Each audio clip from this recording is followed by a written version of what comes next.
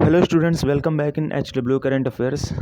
आज है 25 जून। आज हम लोग पढ़ने वाले हैं 25 जून का इम्पोर्टेंट करंट अफेयर्स।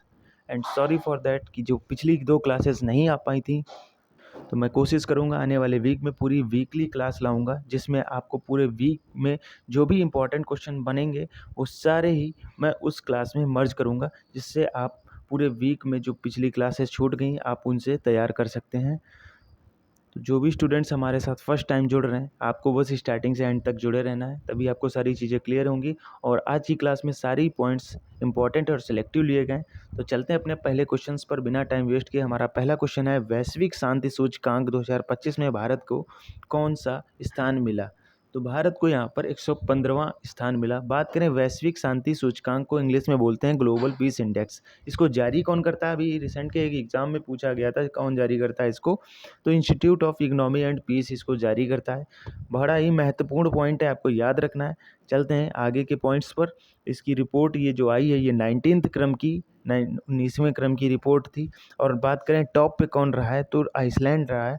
और बॉटम पे रहा है 163वें पर रसिया। एंड आपको बता दूं, रसिया और यूक्रेन में लड़ाई होती रहती, तो वहाँ पर पीस नहीं रहती, तो इसीलिए वो 162nd पे यानी कि 162वें नंबर पर यूक्रेन रहा है। और इसमें टोटल शामिल देश की बात करें, कितने देश इसमें पार्टिसिपेट करते हैं, तो 163 देश इसमें पार्टिसिपेट करते हैं, जिसमें कि बॉटम पर रसिया रहा है। और सेकंड बॉटम पर, अगर नीचे से सेकंड की बात करें, तो यूक्रेन रहा 162 नंबर पर। भारत की रैंक यहाँ पर 115वीं रही है। ध्यान रखिएगा, सारे पॉइंट इंपॉर्टेंट हैं। चलते हैं अपने सेकंड क्वेश्चन पर। साथियों, सेकंड क्वेश्चन है, हाल ही में सतत विकास लक्ष्य, जिसको इंग्लिश में बोलते हैं सस्टेनेबल डेवलपमेंट गोल यानी कि SDG सूचकांक 2025 में भारत को कौन सा स्थान मिला? तो यहाँ पर 99th इसको स्थान मिला है। पहली बार भारत टॉप 100 में शामिल हो गया है। ये बड़ी इम्पोर्टेंट पॉइंट है। और भारत इस बार टॉप 100 में रहा है, जिसकी जो इसका 99th इसका रैंकिंग रही है सस्टेनेबल डेवलपमेंट गोल में।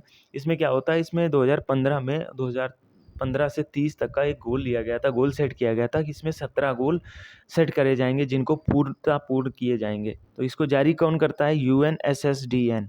बात करें इसकी फुल फॉर्म की, तो UN की फुल फॉर्म हो जाती है यूनाइटेड नेशन।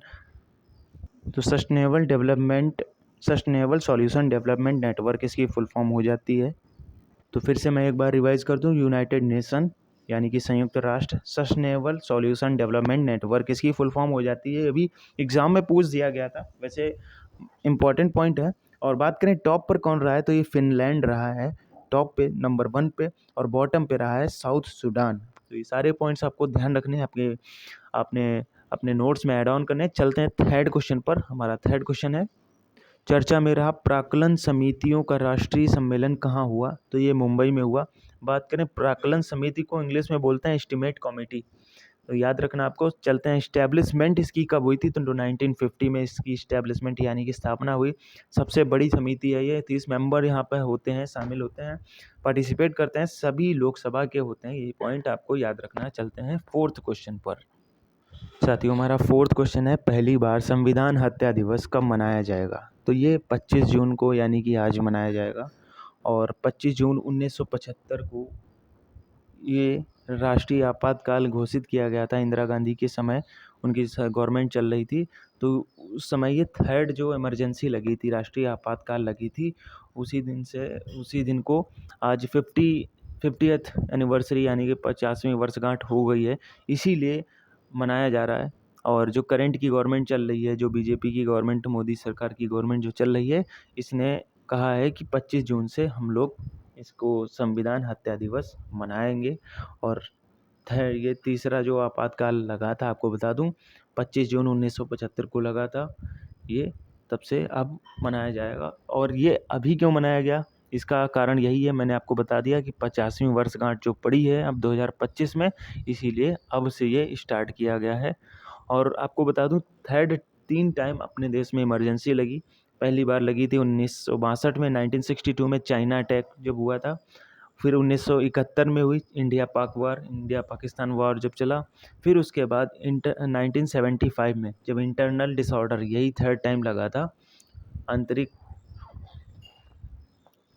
आंतरिक अशांति जब हुई, तब ये 1975 में लगाया गया। सारे पॉइंट्स बहुत ही इंपॉर्टेंट हैं, आपको याद रखने हैं एग्जाम के नज़रिए से। चलते हैं 5th क्वेश्चन पर।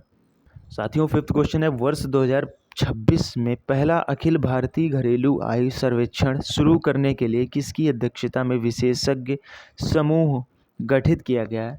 तो ये सुरजीत भल्ला जी के अध्यक्षता में किया गया है। बात करें इसको जारी करता है कौन, तो ये ministry of statics program and implementation करता है, जारी करता।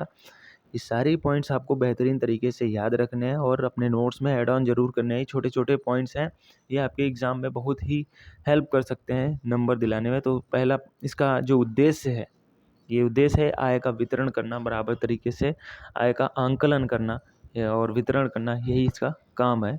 चलते हैं 6th क्वेश्चन पर। साथियों 6th क्वेश्चन है, केंद्र सरकार ने गैर पारंपरिक क्षेत्रों में किशोरियों को कौशल प्रदान करने के लिए नव्या पहल का लॉन्च कहाँ की है? तो एक नव्या पहल की लॉन्च की गई है, ये कहाँ पर की गई है? तो ये सोनभद्र, जो कि यूपी में एक जगह पड़ती है, सोनभद्र जिला है, यहाँ पर की गई है। और भारत का एकमात्र ये जिला है जिसकी सीमा 4 राज्यों से लगती है। बड़ा इंपॉर्टेंट पॉइंट है, स्टैटिक का ये पॉइंट है, आपको याद रखना है। और किन किन राज्यों से लगता है मैंने यहाँ पर मेंशन कर रखा है। तो पहला झारखंड, बिहार, छत्तीसगढ़ और मध्य प्रदेश, ये 4 राज्यों से इसकी सीमा लगती है। ये ऐसा भी क्वेश्चन आ जाता है एग्जाम में। बात करें कब से स्टार्ट हो रहा है, तो ये 24 जून 2025 को केंद्र सरकार ने स्टार्ट किया है।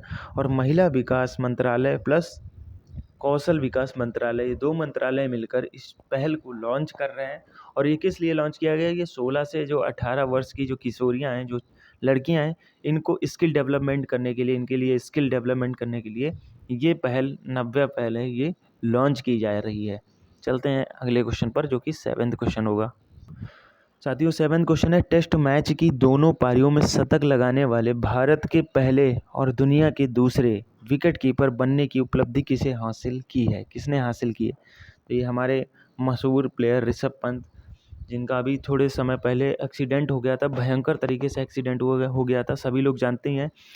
सोचिए कितनी मेहनत करी और इन्होंने दोबारा अपने करियर को फिर से बुलंदियों पर छा दिया, और आप सब देख सकते हैं। और इम्पॉर्टेंट पॉइंट ये है कि ये टेस्ट मैच की दोनों पारियों में शतक लगाने वाले भारत के पहले, ये पॉइंट आपको याद रखना है, भारत के पहले और दुनिया के दूसरे विकेट कीपर बन चुके हैं, जिन्होंने 2 शतक लगाए हैं। दोनों पारियों में 1-1 शतक लगाए, 2 शतक लगाए हैं, एक पारी में अलग, एक पारी में अलग, तो 2 शतक लगाए हैं। तो ये चीज़ आपको याद रखनी है। और ये कौन से प्लेयर बन चुके हैं? ऋषभ पंत बन चुके हैं। चलते हैं 8th क्वेश्चन पर। हमारा 8th क्वेश्चन है, दिवंगत खिलाड़ी दिलीप दोषी का संबंध किससे है? तो इनका संबंध है क्रिकेट से। बाएं हाथ के स्पिन गेंदबाज हैं, अभी इनकी रिसेंट में 2025 में निधन हो गया इनका। चलते हैं 9th क्वेश्चन पर। हमारा 9th क्वेश्चन है, हाल ही में उल्लास नव भारत साक्षरता कार्यक्रम के तहत तीसरा पूर्ण कार्यात्मक साक्षर राज्य कौन सा बन चुका है? तो ये तीसरा जो राज्य बन चुका है, ये त्रिपुरा बन चुका है। बात करें पहले और दूसरे की, तो पहला राज्य मिजोरम और सेकंड बन चुका है गोवा। सारे पॉइंट्स इंपॉर्टेंट हैं। चलते हैं नेक्स्ट क्वेश्चन पर, जो कि हमारा अगला क्वेश्चन है और आज का लास्ट क्वेश्चन है। 10th क्वेश्चन, हाल ही में ट्रांसजेंडर समुदाय के लिए ओबीसी दर्जा और आंगनवाड़ी कार्यकर्ताओं के पदों पर आरक्षण की घोषणा किसने की है? तो असम ने की है। असम ने ये जो थर्ड जो जेंडर है, ट्रांसजेंडर, इसमें सारे जो भी आ जाते हैं, जो थर्ड जेंडर है, मेल फीमेल के अलावा जो थर्ड जेंडर है, इसमें जो जॉब और जो शिक्षा, इसके लिए इनको जो आरक्षण की घोषणा की है, ये असम ने की है। साथियों आज के लिए इतना ही। चलते हैं आज के क्वेश्चंस पर, जिनका आपको कमेंट्स के थ्रू आंसर करना है। तो पहला क्वेश्चन है, 86वें भारतीय शतरंज ग्रैंड मास्टर कौन बने हैं? और सेकंड क्वेश्चन है, एआई एंकर अंकिता किसने लॉन्च की है? आई होप सभी के आंसर आएंगे। और क्लास आपको कैसी लगी आप कमेंट्स के थ्रू बता सकते हैं। अगर अच्छी लगी तो लाइक करें, सब चैनल को शेयर ज़रूर करें। इससे क्या होता है कि आप